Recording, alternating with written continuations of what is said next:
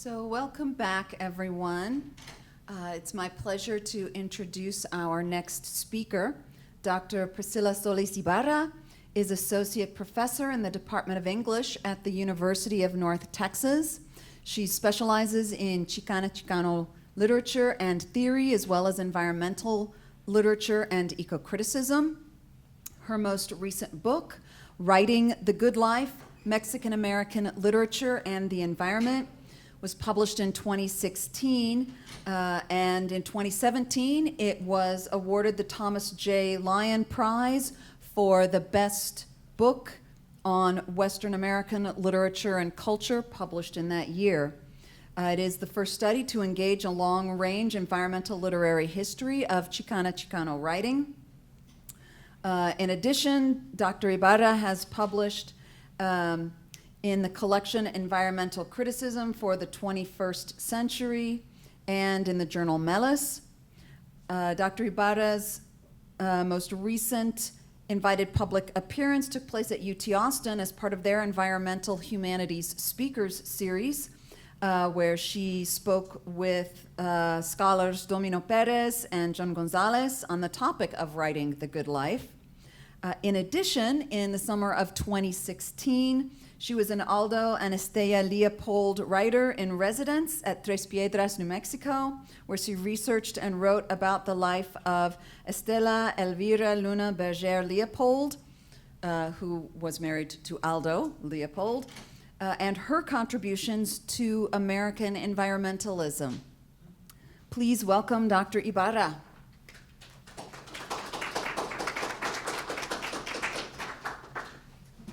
Thank you, Sarah, and thank you all for being here. It's always a pleasure for me to speak at the Sowell conference.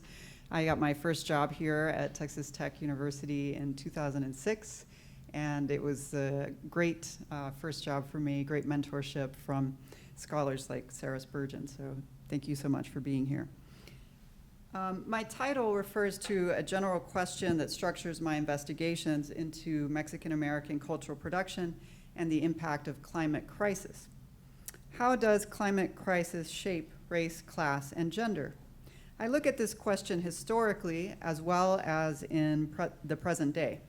As it stands, climate crisis will exacerbate these three types of hierarchies, especially if we keep from telling stories that challenge the existing power structure. In looking at the archive of Mexican-American writings and activism, I'm clearly focused primarily on race, but the dynamics of power that structures race also shape class and gender. For my talk today, I'll offer you a case study example of one kind of cultural production in which Mexican Americans have played a key role, but popular culture rarely recognizes our contributions to it. Specifically, I'll be telling you a hidden history, try to make it enticing, a hidden history of California winemaking. But this is not just a story about grapevines, soil, and harvests. It is also a story of American U.S. identity and how culture mediates who it deems as belonging to the nation state and who it deems as other. So I'll begin in the present, or at least the very recent past.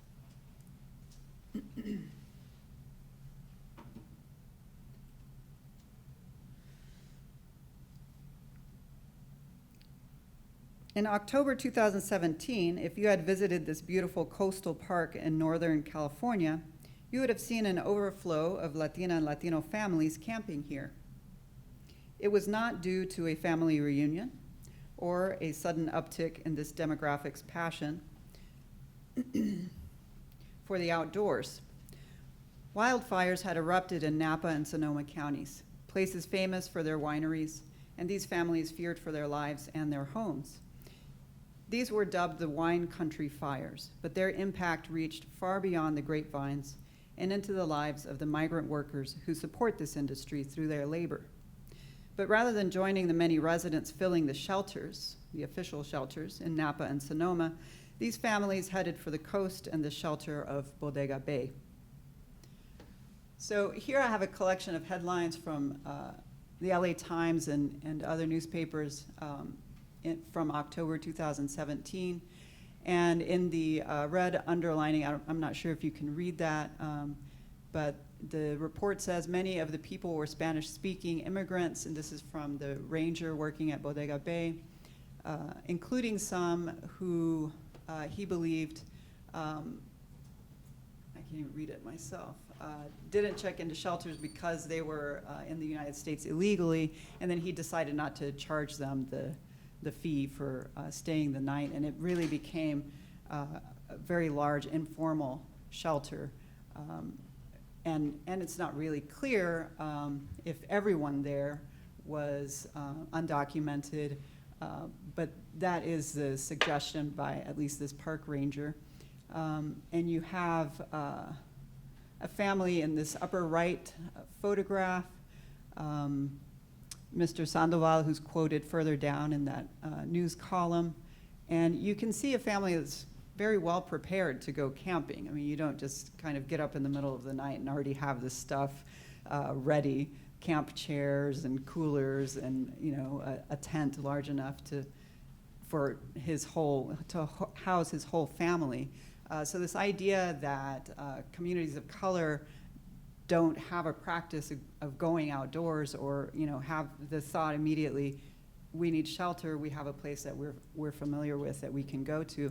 I think that's kind of inaccurate description, because clearly they were very prepared for this. So just to give you some background on the fires, they occurred from October 8th to the 27th. So you might have been following the news at the time, but if you just think about that span of time, it's really long. The newspaper in Santa Rosa just was awarded a Pulitzer for their response to coverage of these events. So the biggest wildfire in California history. 40 people died, 6,100 structures were destroyed, including many homes. And then to get to what I'm really interested in here in this discussion is the status of the undocumented laborers that hold up this industry of wine country. In Napa County, there's an estimated 10 to 12,000 undocumented immigrants, and in Sonoma, that number goes up to an estimated 28,000 undocumented workers. And of course, as you realize, these families are not eligible to apply for FEMA assistance or welfare or unemployment. And immigrants are known to make up the majority of the 55,000 people employed by this industry. And that's not even including the associated hospitality industry, which is huge there, restaurants and hotels, other, you know, infrastructure for the tourism. And it's a multi-billion-dollar industry, $57 billion, huge. 90% of the grapes had already been harvested before the fires, and the vineyards actually served as kind of fire breaks. So the reputation of this being the wine country fires, to me, is kind of the wrong sort of terminology. This really impacted the people and this very vulnerable population of the undocumented. So some of the responses in the community. Bodega Bay is an unofficial shelter for the undocumented. A community farm just set up tables outdoors and started cooking meals and serving them to whoever came along. And then a coalition of grassroots organizations from the area got together and just started raising money. When I drafted this particular slide about a month and a half ago, they had raised about $2 million. They had had their first clinic on November 11th, and 115 families showed up to apply for assistance. So their estimated need is $5 million. Of course, I will make the argument that private donors should not take responsibility for these families that hold up this major money-making industry in California. A lot of people like to talk about the ways that disaster is universal, but of course we do not extend citizenship universally. So we see the undocumented as not being visible or legible to the nation state. So how do we do this? How do we make this population visible or legible to the nation state? Well, definitely the dreamers, the DACA activists, I understand you had a fantastic panel last night just on this issue, are bringing a lot of attention to this. I'm a scholar. I'm a literary historian. So I go to the archive.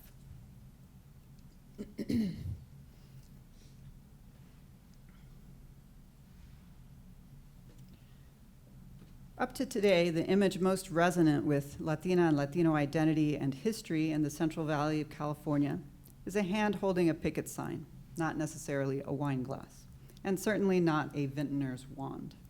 I'm drafting an environmental history of the Latina and Latino, specifically Mexican-American, legacy in California winemaking to bring together the creativity of labor activism alongside agricultural enterprise. I want to bring attention to the Latina and Latino community's fundamental role in shaping a multi-billion-dollar industry in a nation that refuses to enfranchise this industry's laboring class. I broaden the lens from contentious binary of legal versus illegal immigration to a deeper history and toward validating ongoing contributions of labor and the shaping of the land. So that's the wine glass, the vintner's wand, and working in the fields. We can begin in a more familiar context with labor organizing. The United Farm Workers grape boycott famously challenged consumers to avoid purchasing table grapes, but they also organized workers at wine vineyards. One company they asked consumers to boycott was Gallo Wines out of Modesto, California, but they had an alternative to offer. They suggested consumers buy wines produced at vineyards that employed unionized workers. In one poignant memory, a young organizer named Eliseo Medina, pictured here, put unionized wine to good use in this fight. He was on an extended trip to raise awareness about the boycotts and to forge alliances with other labor unions. At the AFL-CIO convention in Cleveland, Ohio in 1973, he faced a tall order to convince members of the union to support the boycott. The AFL-CIO found problematic the boycott of entire stores that sold non-unionized produce and wine. Shortly before the meeting in Cleveland, Cesar Chavez had brokered a deal with the AFL-CIO president Meany in Washington, D.C.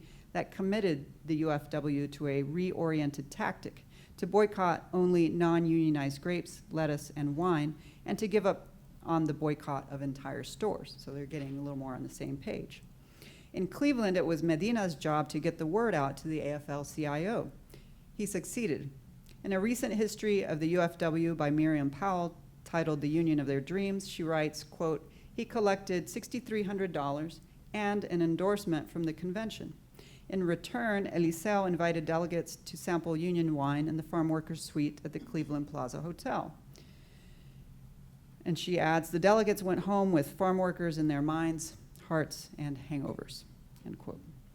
In the 1970s, the relationship between the Mexican-American community and the vineyards was antagonistic. But the story was different at the start of commercial winemaking in Sonoma, California in the mid-19th century.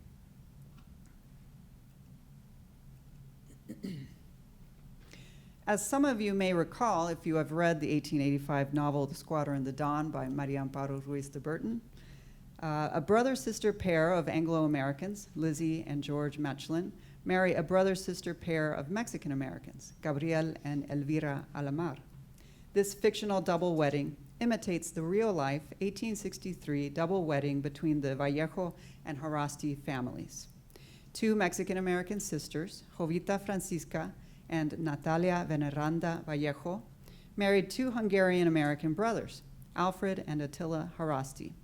This double wedding represents the union of two prominent families in California at the time. Mariano Guadalupe Vallejo was born in Monterey, California in 1807 and was respected and known for his service as military commander of Northern California during the Mexican period and for his election to California State Senate in 1849. The Vallejo family's union with the Harastis also brings attention to Don Mariano's interest in viticulture. the patriarch of the Harastis, Agustin, is today known as the father of California viticulture. Agustin Harasti immigrated to the U.S. from Hungary and played a major role in developing the wine industry in and around Sonoma, California in the late 19th century. The parallel between the Vallejo family in real life and the Alamares in Ruiz de Burton's novel is not a new discovery. Scholars have understood for a long time that Ruiz de Burton modeled her character, Don Mariano Alamar, after her personal friend,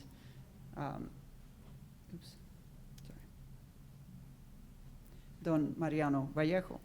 What is of interest here is Vallejo's invisibility in terms of the California wine industry.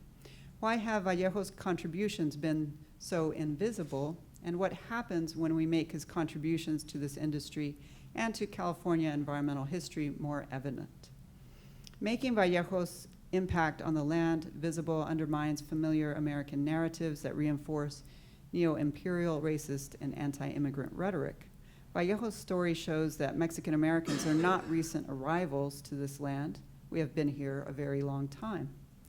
What I'd like to emphasize in my version of this history are elements that are less common when recalling the Hispano-Californio and even the conquistador history of the U.S. Southwest. Rather than looking at the roles that Mexican Americans played in colonizing, conquering, or nation building, I want to look to their role in shaping the land. This 19th century history of winemaking in Sonoma, California inverts the conventional expectations where the immigrant does all the work and gets none of the credit. In this case, Harasti gets the credit for starting the California wine industry, while Vallejo has been a mere footnote to viticultural history.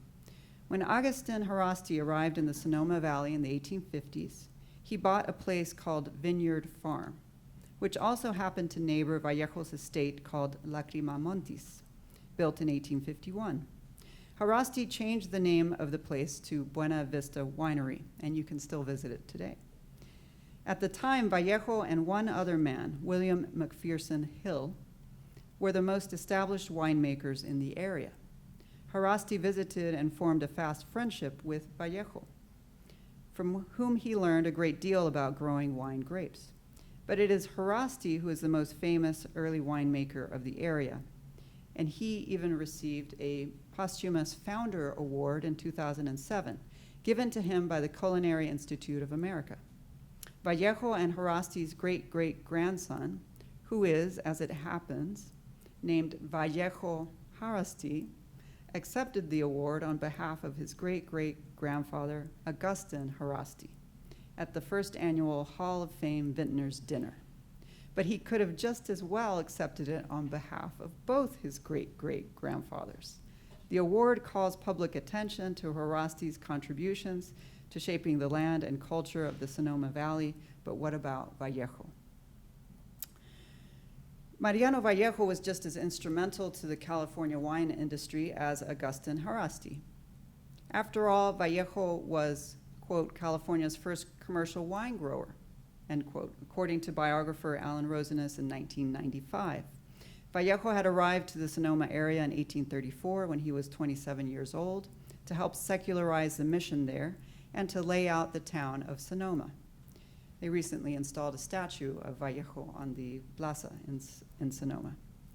He also planted a vineyard about 2 miles north of Sonoma at a place he called Kikiriki, cockle-doodle-doo in Spanish. In 1842, this vineyard was yielding 20 barrels of wine and brandy, a modest amount, but it was enough to sell and make a bit of money. According to the California Companion to Wine, published in 1998, Vallejo was, quote, certainly the father of the California wine industry in the Sonoma Valley, end quote. He won several awards for both his wine and brandy at local and state fairs, and this fame, in part, is what attracted Harasti to Sonoma in the first place. When he originally came from Hungary, he ended up in Wisconsin and somehow heard about all these great things going on in California and got out there as soon as he could. Vallejo's background did not directly prepare him for his role in shaping the California landscape. His father, Ignacio, served in the military during Spanish rule in California, but he did not rise very high in the ranks because he was a criollo, not a peninsular. By the time Mariano was born, his father was of high enough rank, a distinguished sergeant, to be personal friends with then-Governor Pablo Vicente de Sola.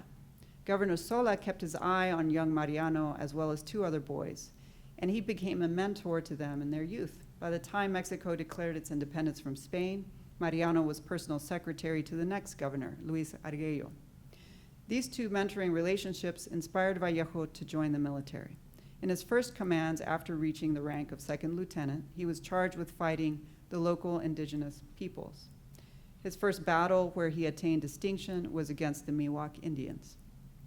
This, of course, directs attention to the question of sovereignty that these indigenous tribes fought to protect, and the ways that Spanish, Mexican, and American land possession and agricultural enterprise, including viticulture, violates that sovereignty. Field labor hierarchies existed then as now, and the local indigenous peoples, as well as Chinese immigrants, comprised the bulk of the manual labor force in the early days of California winemaking. There is no way to excuse Vallejo's role in oppressing the local indigenous community. His biography describes his role in negotiating treaties with native tribes north of San Francisco in order to avoid violent conflicts. This did little to mediate the overwhelming domination the tribes had endured since the Spanish arrival, but it tells a bit about Vallejo's position in relation to this overall history. Another telling detail of his background is the fact that his father was an engineer in the Spanish military whose work was to design irrigation plans for Monterrey and the surrounding area. This makes Mariano at least the second generation to have a hand in shaping the California landscape, and perhaps he invoked some of his father's expertise when conceptualizing his agricultural endeavors in Sonoma Valley. With such a deep history in shaping the land, we should by now know and recognize more of Vallejo's active work, such as winemaking, alongside his contributions to political history in California. Given the antagonism between laborers and winemakers of the mid-20th century, it's not surprising that institutions such as the Culinary Institute of America would be blind to the contributions of Mexican Americans to the history of winemaking. It has become too easy to confine Mexican Americans to the labor sector and the process of production. We certainly take a great deal of pride in the contributions we have made as laborers, but if we can also complement this vision with a richer history of the variety of roles we have played, we can also create greater possibilities for the future. Labor organizing and wine grape cultivation is all work of the land, and working the land is something in which our culture has consistently taken pride. So my research led me to spend time with the Vallejo family papers at the Bancroft Library at UC Berkeley, and specifically the letters and records of Mariano Vallejo. So I'm interested in how he writes about his relation with the land and looking at his writings to see how Mexican Americans were finding their place in the U.S. population after the U.S.-Mexico War. Vallejo was complicit in a settler colonial history that was invested in the power maintained by racial hierarchy. The way he negotiates his identity in relation to whiteness, Americanness, Mexicanness, and the land then begins to offer some insight into how identity is being deployed and manipulated today, too. So in the remainder of this presentation, I just want to share with you a few moments from Vallejo's correspondence with his family during the late 19th century. We can be fairly certain of his candor in these exchanges. There are a large number of very long and detailed letters that I might add are kind of hard to decipher in the handwriting, that he wrote to his family, primarily to his wife Francisca, but also sometimes directly to his children over the years, such that we can get a sense of his affection and intimacy with them. The moments I'm looking at in these letters have to do with Vallejo's many travels around California, the US, and to Mexico. In each of these examples, he speaks to the extent to which he identifies or not with particular locations. What emerges is a man who identifies with a region and a way of relating to the land much more than someone who claims a nationality or even an ethnicity. My first example comes from a letter he writes to his wife, Francisca, in April of 1865 from the Fifth Avenue Hotel in New York City.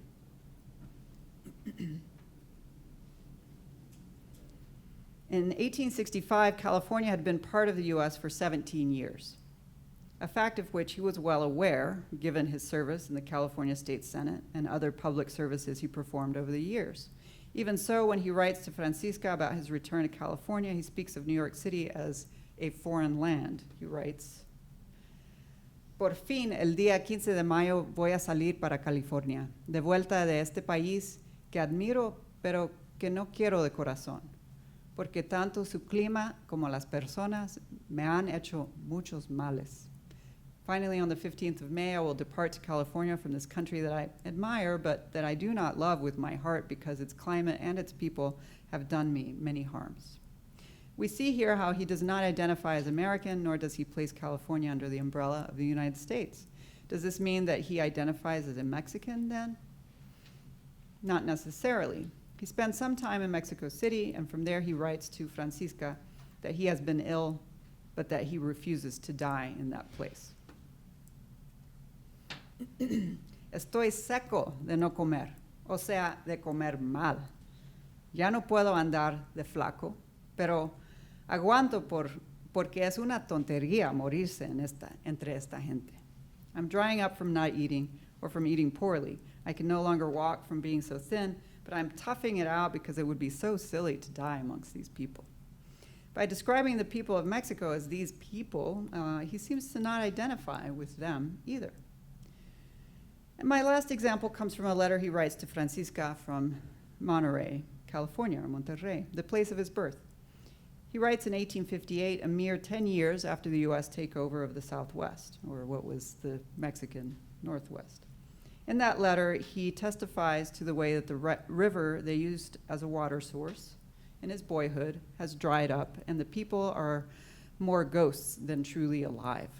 His emotions are more stirred when he remembers his home with his family outside of Sonoma, Lacrima Montis.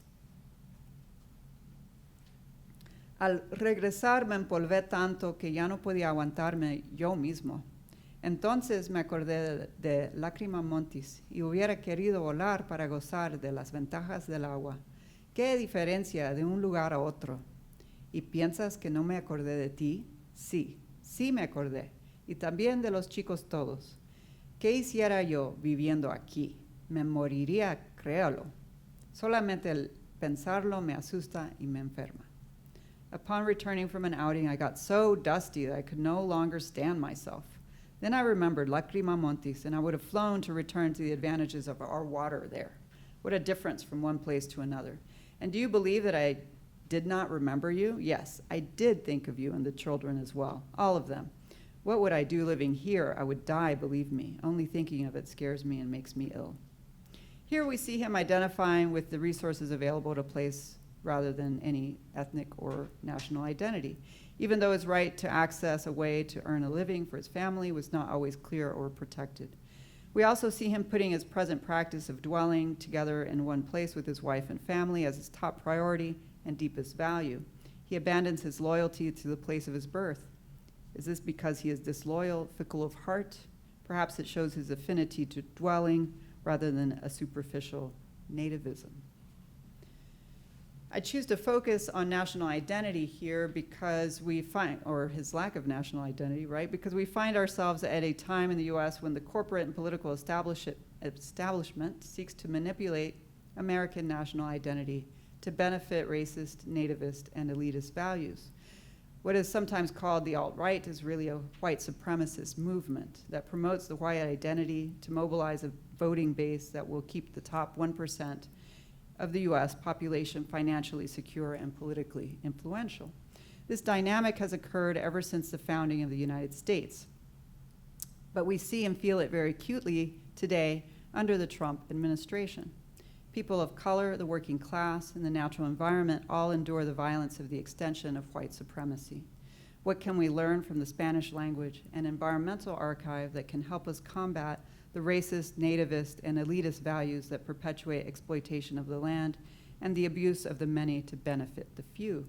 This is just one historical example of untold stories of the environment that makes the case for the diversity of contributions that shape the human relationship with the land in the US. By uncovering more narratives of the variety of approaches and collaborations that go into industries such as winemaking and others, we can put into better perspective our ongoing relations with nature. Thank you.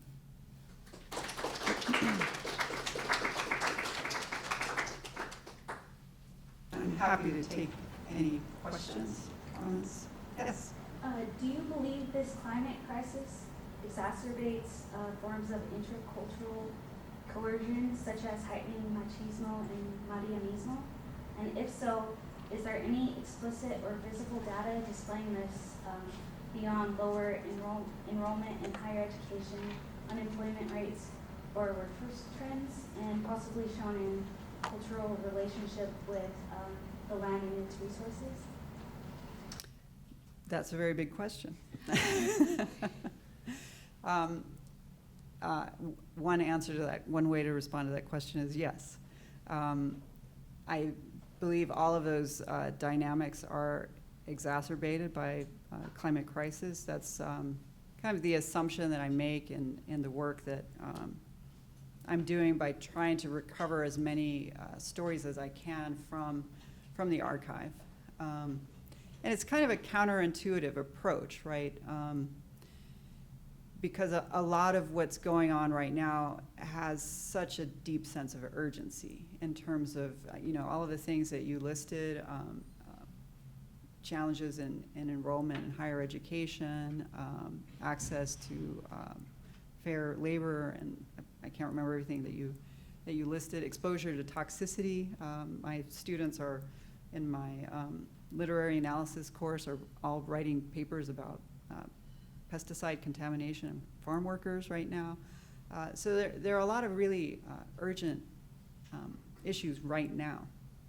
So my approach to go into the archive is kind of counterintuitive, looking at the deep past.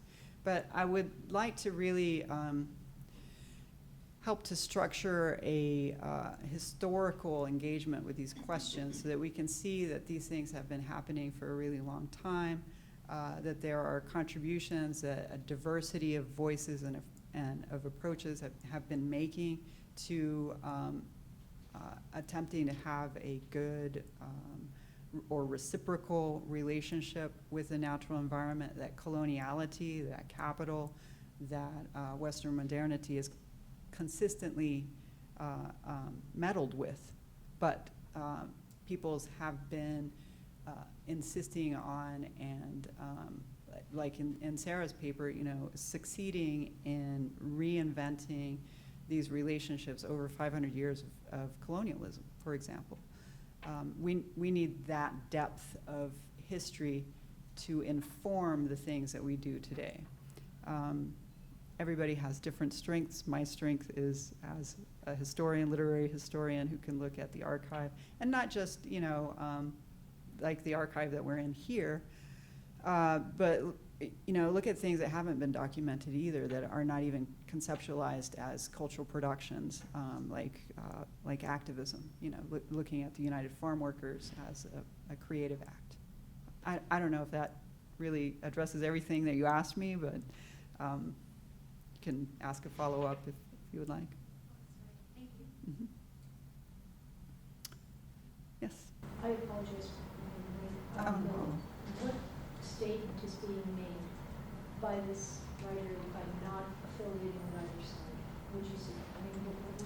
By not affiliating with either side, by not rebuking the U.S. and rebuking. Yes.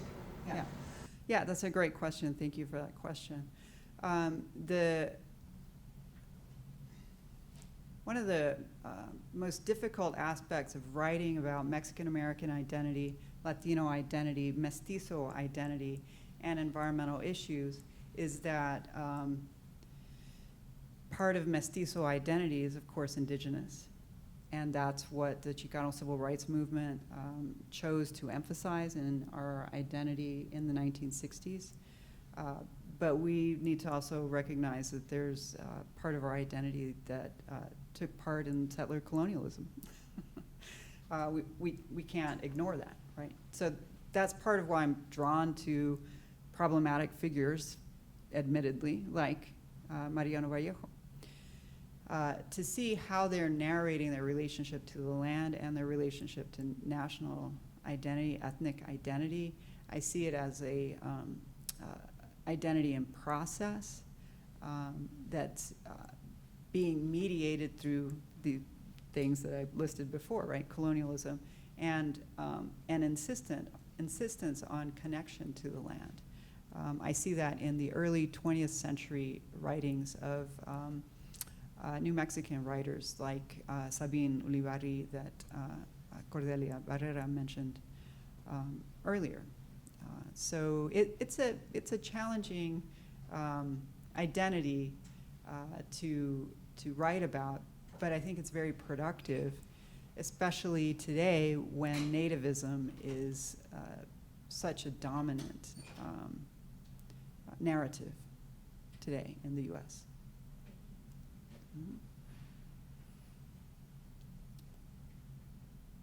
Other questions? Tell us what you mean by nativism. I don't hear that term. Sure, yeah. Just the idea that the United States is a country founded by white people and for white people. So it's white supremacist idea. It's anti-immigrant vision, not recognizing the history of immigration that also created this country. Yeah, it essentially positions white European Americans as the real natives Yeah. in the U.S. and everyone else as interlopers into their native land. Right. Okay. Yeah, we have that in Canada too. Our former Prime Minister, just before he was ousted, started this dialogue where he was calling old stock Canadians, protect old stock Canadians. Isn't it also fundamental to the nationalism? Yeah, I think that some progressive activists in the U.S., like liberal activists, want to retake the narrative of what an American means, right? So that's still a site of contention. Yeah. So at the beginning of your talk, you were pointing out the real history, the reality of Latinos in the agricultural communities, wine-growing communities in California. Are there literary writers, Latino or otherwise, who are basing their stories in that story? The New Mexican writer Fabiola Cabeza de Vaca writes about, she writes a memoir about growing up on the Llanos Tecado, where we are right now, but eastern New Mexican part of the Llanos Tecado. And it's kind of a memoir of growing up on the rancho, but it's also, it's more a memoir of the place itself. Once you read through it a couple of times, you're like, this isn't really about her. This is about the place itself. So that would be one example of something like that. And that is early 20th century work. Yes. Yeah, I'm kind of wondering, have you ever considered any connection between Mexican Americans and other ethnic groups, such as Asian Americans? As far as I know, many Asian immigrants came to California as a migrant farmers, just like Mexican Americans.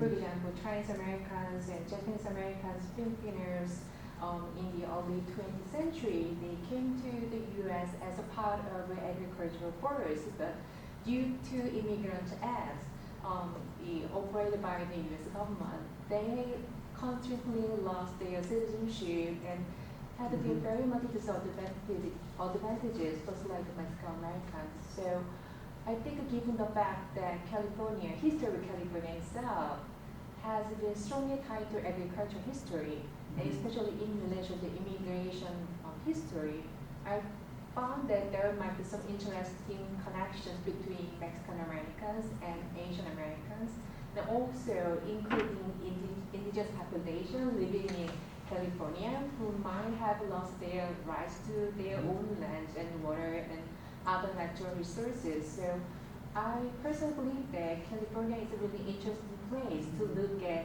contested realms of sovereignty, national power, and citizenship. So I just like to know how you understand all those connections simultaneously. Yeah, thank you. It's a great question. Before I forget to mention it, there's one wonderful book on this topic by one of my colleagues at University of Oregon, Sarah Wald, and The Nature of California. Yeah, so you already know it. Good. One of the stories of the United Farm Workers that is not very well known is that Filipino immigrants who had been working in Hawaii and had been labor organizing and were kicked out of Hawaii because of their labor organizing, showed up in California and were working in the fields in California. And it was they who first started labor organizing before the Mexican-American farm workers. And the United Farm Workers were actually, I don't want to say forced, but they chose to start their boycott earlier. They're striking their boycotts earlier than they might have otherwise, because the Filipinos decided to, the Filipino workers who had already organized decided to, start their movement, and they did not want to isolate them or, abandon them. So they chose to create an alliance. So there was a lot of influence from the leadership of the Filipino workers that were organizing already in California. But we get a dominant narrative about Mexican-American leadership, Cesar Chavez in particular, and Dolores Huerta. This is all, within those of us who know the story of the United Farm Workers, that's the dominant narrative. But then, very regrettably, so many people don't even know that history. And then to what extent are we going to be able to extend that knowledge to the other populations, for example, Asian Americans that were very involved in this? I think there's a whole other history that can be told about, and archival investigation that can be done about Chinese immigrant labor in the vineyards, in the grapevines. That would be a fantastic dissertation project, for example, for someone. And I'm not sure to the extent to which my project could expand into that, but I think it deserves certainly its own, not just single investigation, set of investigations. That would be a very powerful work. Thanks. Looks like no more questions. Thank you so much, everyone.